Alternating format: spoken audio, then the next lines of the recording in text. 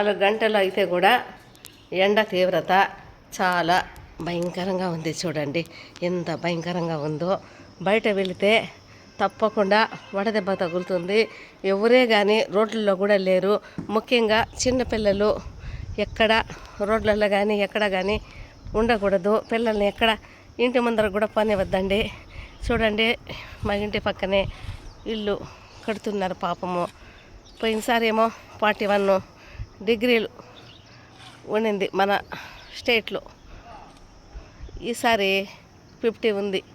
అయినా కూడా పాపం వాళ్ళు శ్రమజీవులు కష్టపడి వాళ్ళ వరకు వాళ్ళు చేసుకుంటున్నారు. వాళ్ళ పాలట దేవుడు. తప్పదు, కష్టపడితేనే కదా వాళ్ళు బతికేది. ప్రాణాలు కూడా తెగించి వాళ్ళు కష్టపడుతున్నారు. చూడండి ఎంత భయంకరంగా ఉందో.